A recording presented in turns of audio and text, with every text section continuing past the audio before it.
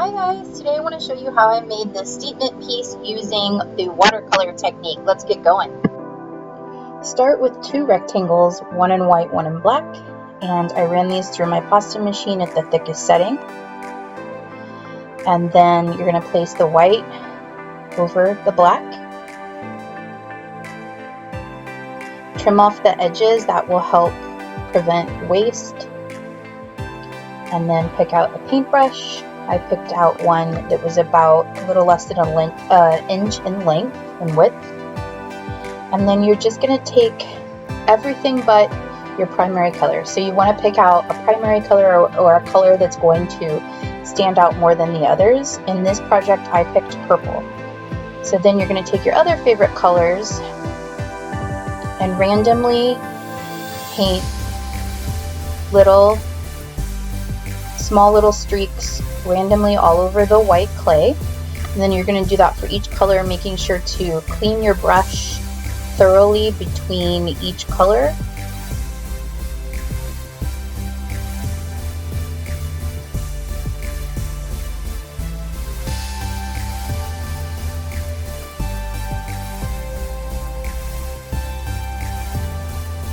Then if you want to have silver leaf in your project, which I almost always put silver or gold or really any color leaf, metal leaf in my projects, you can do that here, and then we'll do it again later on too.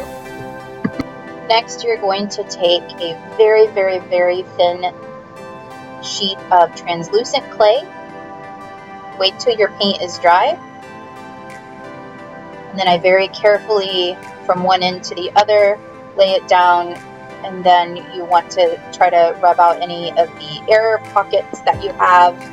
If you're not able to smooth them out, then you can just cut them out with your tissue blade or a needle tool, and then you're going to cut the excess off. And then you're going to roll this out with your roller. I put just some wax paper over the top of my project before I rolled it, so that it doesn't get messed up by anything that is on my roller, so that it doesn't stick. And then now comes my favorite color, the purple. So now I use my brush, just doing only purple this time over the top of my translucent clay.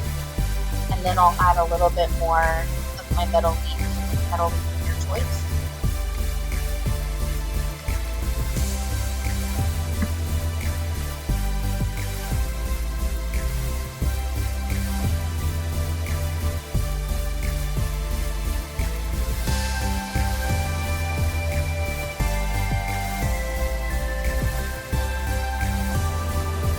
Next, you want to take another very, very thin piece of translucent clay, and again, place that over the top of your project. Again, you want to try to get it as thin as you can, smooth out any of those air pockets or cut them out, and then roll it smooth with your roller at the end. And then here I'm just washing off my some of that excess paint so that I don't get it on the back of my project.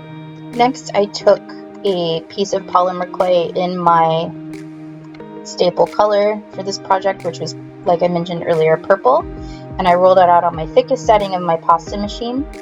And then I took my watercolor piece and started ripping it. When you rip it, when you tear it into these little pieces, you want to make sure that the pieces are very obscure and, abstract. You don't want to tear off very clean pieces, because the more jagged, the more diverse your shapes, the cooler of a look you're going to get.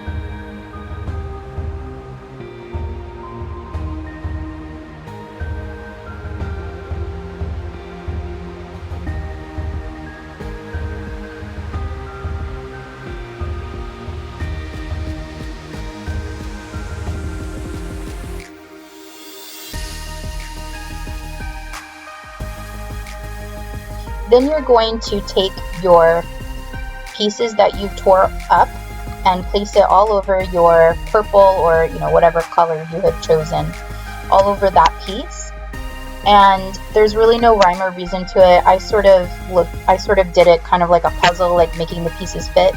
And the other thing you want to keep in mind, you want to make contrasting colors next to each other, because that's going to give you, in my opinion, that's prettier when you don't want all the yellow in one spot and all of the purple in one spot. You want to kind of move the colors around and then have contrasting colors next. And as you can see this start to take shape, you can see what is happening here. Because we put the white and the black underneath, those edges are coming through, and so it sort of looks like decoupage in a way.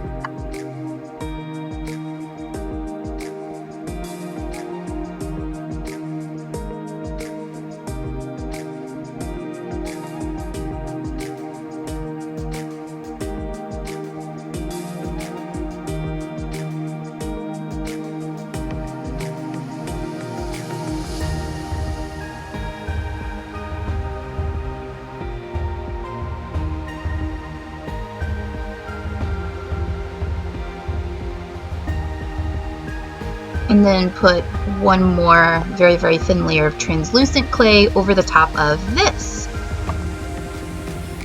And then I realized that I had some extra little pieces that didn't fit on my purple piece of clay. So here I'm putting them on making small little round beads out of them.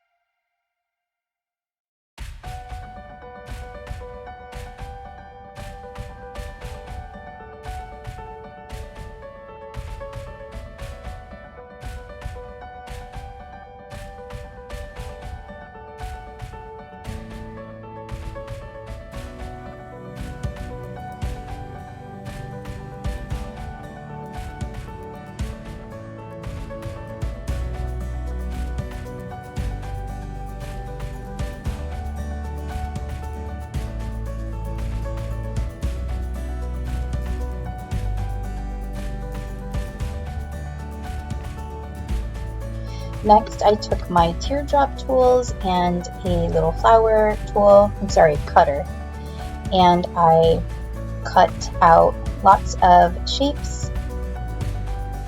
And the reason that I'm flipping my cutters like this is because I like to get as much of the clay into my cutter as possible. And then see, I'm switching shapes. I'm switching same shape, different sizes, so that I get an array. I also have this little bird. It's not a cutter, but it's like a pattern that I traced with some of the extra that I had. I didn't catch that one on camera, but you'll see it after I bake. So I am going to go ahead and pop these in the oven according to my manufacturer's instructions, and I'll see you back here in just a sec.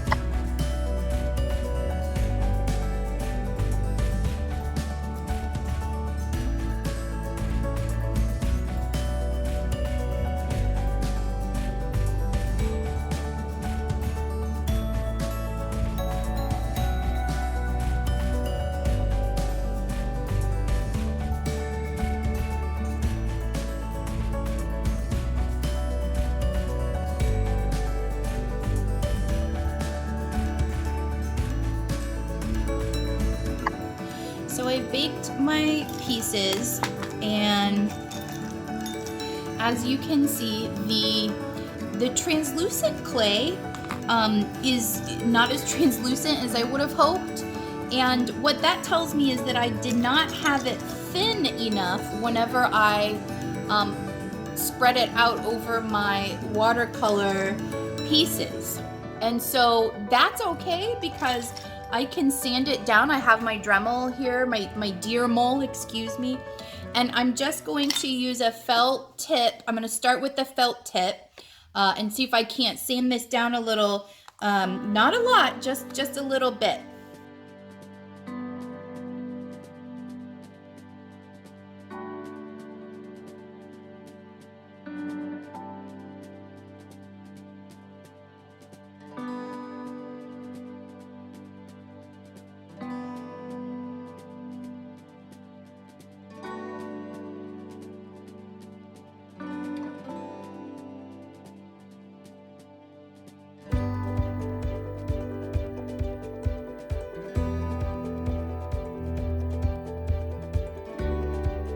So I've sanded my pieces,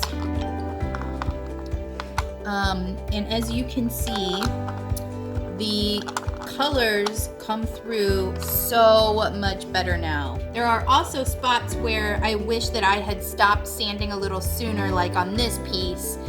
You know, the white is coming through. I still think it's a pretty piece, but had I to do over again, I would have stopped a little sooner before hitting those white pieces, you know, the white parts of the piece. So just be mindful of that when you're sanding.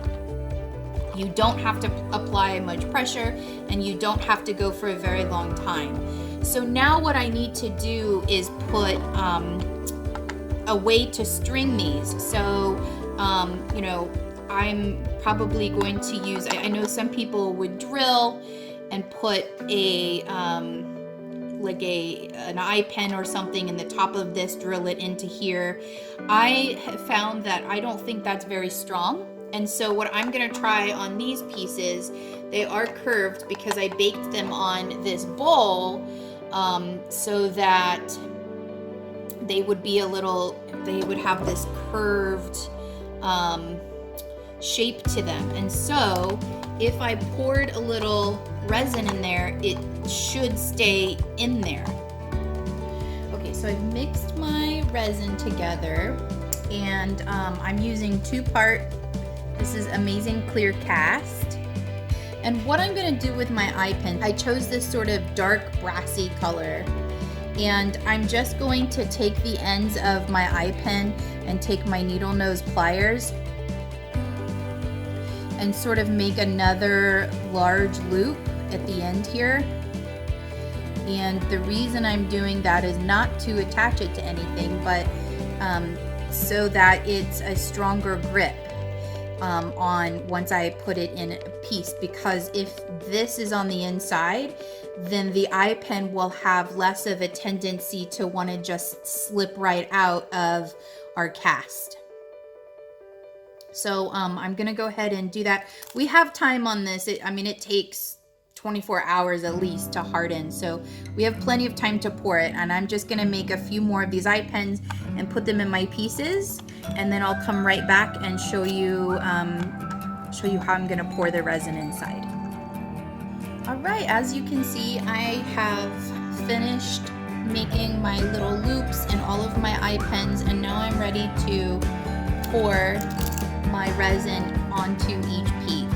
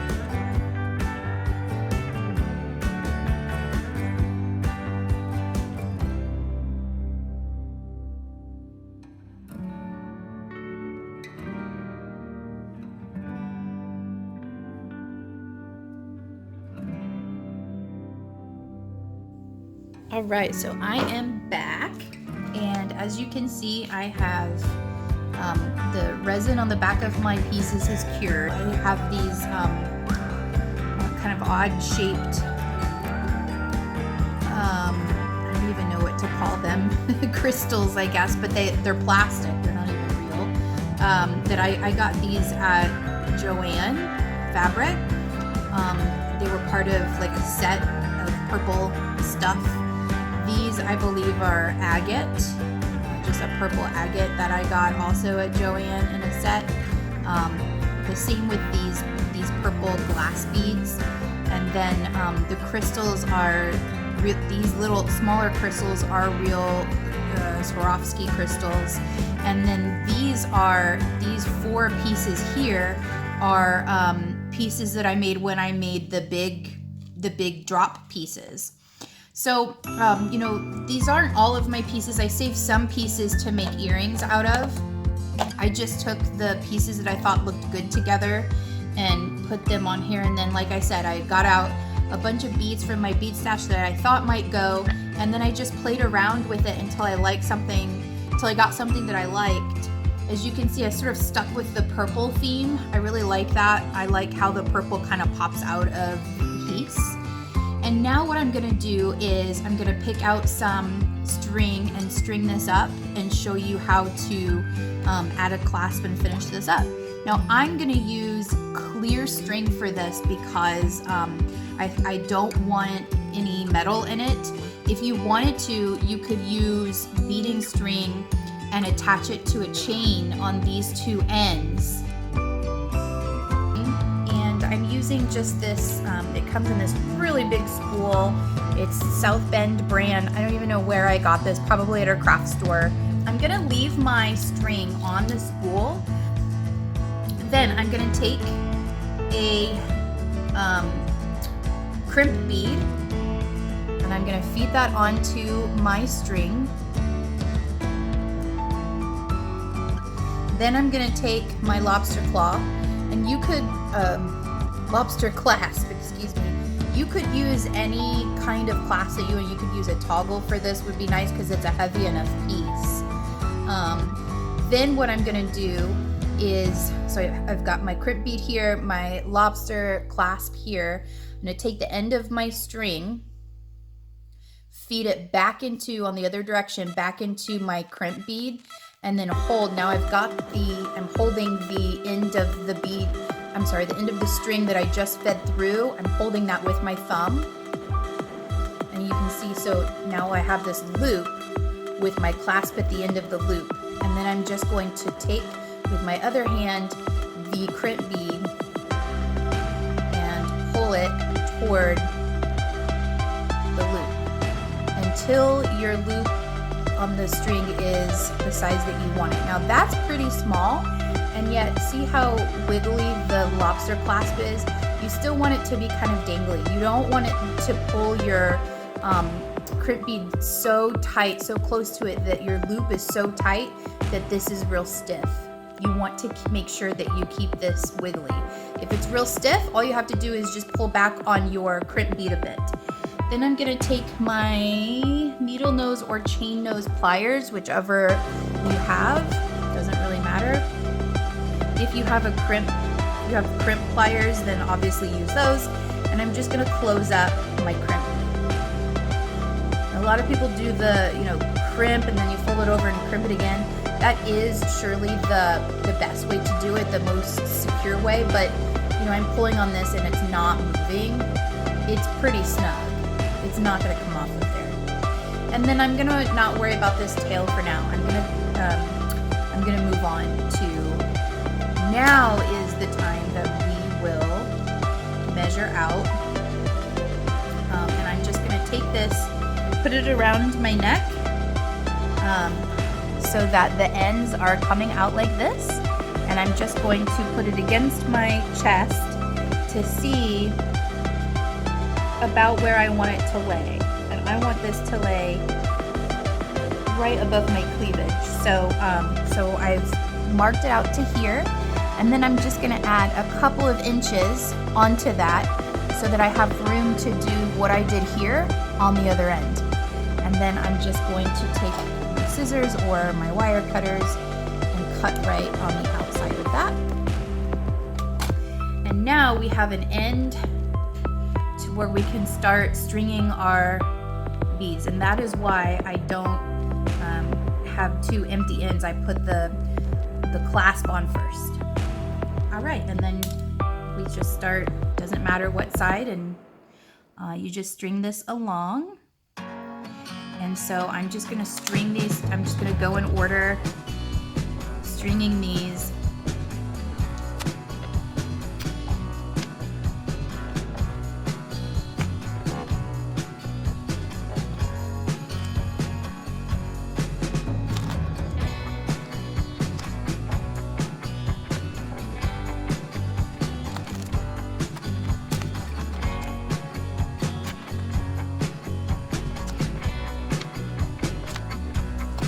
Now, if you get to a piece where the eye pen is facing you instead of facing away, that's okay.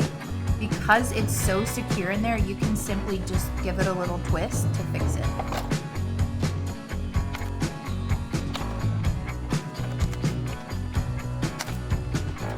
So now that all of our pieces are strung on, you want to lay it out and make sure that you like how it looks once it's all strung together. And then you want to maybe even put it up against yourself around your neck and make sure that it hangs right. And see if there are any adjustments that need to be made. So as I'm looking at my piece, when I sort of try it on, these two pieces here almost hang over this piece down here.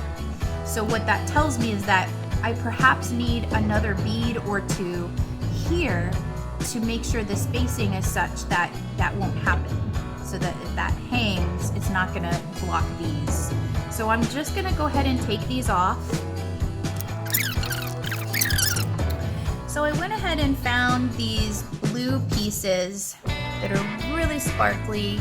It's just blue clay with blue rhinestones, baked sapphires pressed into it and then baked. And I thought that that looked really pretty right in here between my purple and my watercolor.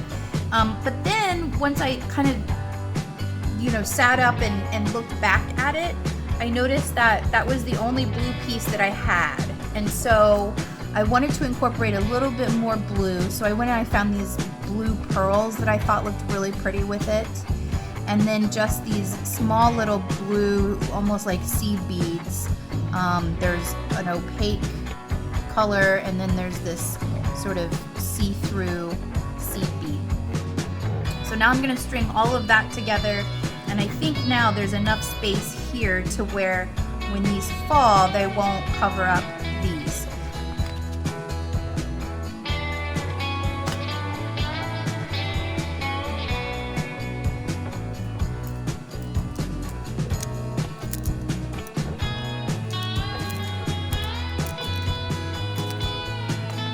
Alright, so I finished stringing my piece together, and now when I hold it up, those end pieces that before sort of hung over here do not do that anymore. So I'm also going to try it on against myself.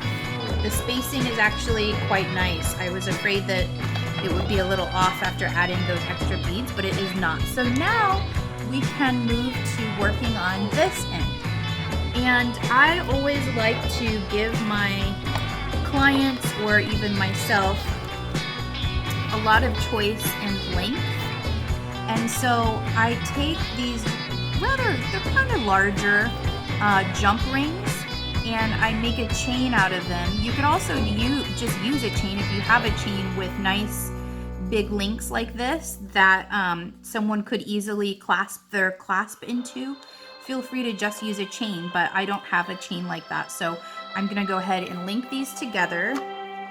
Before I was able to show you how to link these, the chains together. So, I've already linked it together and even attached attached it to the other end of my piece. So I'm just going to show you how I do it with these 3 jump rings. So all you're going to do is you're going to take one of your jump rings with, you need 2 sets of pliers. And when you're opening a jump ring, you never want to open it this way. You always want to open it this way, because that way you keep your shape. So a good way to remember to do that is to hold your pliers at a 90-degree angle. So I have a set of flat nose pliers and a set of chain nose pliers, and all I'm going to do is bloop, holding them at a 90-degree angle. I take the pliers in my right hand and just twist that piece toward my belly button. And you can see I have a nice open link, and I'm going to attach 2 links to it, 1 and 2, and then I'm going to close that up, and then I would be ready for my next link, and I would just keep doing that 3 at a time until I was done. I'm going to just kind of wiggle this together. It didn't quite close all the way. There we go. And see, now you can see that I have 3 linked together. To close this up, to attach this to the end, you're gonna do this, it's the same thing that we did on this end when we took the crimp bead. So you're gonna string a crimp bead onto the end of your piece, the end of your string. Then you're going to string on the first link in your chain or your jump rings, and then you're gonna loop the string around back through the crimp bead just like we did on this end, and then you're gonna, with your pliers, you're gonna squeeze that crimp bead closed, or if you have crimp bead pliers, you can use those and do it the fancy way. So then we're done, and this is our final piece. I really like how it came out. I went ahead and made these earrings that match, adding earring hooks to the top of them. Nothing fancy. That took like 5 seconds to do that. And so now I have earrings that match. And the next thing I'm going to do is make a bracelet out of the remaining beads, these ones here. I also had made some bird-shaped beads too, and for those I'm just gonna attach chain and then attach another ear hook so that it's like a couple inches long of a chain, and then the bird shape on below that. But I really like how our necklace turned out. Anyway, that's my tutorial for watercolor beads pieces. If you like this tutorial, please don't forget to give me a big thumbs up, and subscribe to my channel if you want to see more. If there's anything that you are curious about how it is made, feel free to leave me a comment in the comment section and I'll see what I can do. I like figuring out stuff, how stuff works and how to make stuff, and so I'd be happy to share what I find with you. So I'm just gonna keep glossing here, keep glazing, and I'll see you in the next video. Thanks for watching. Bye.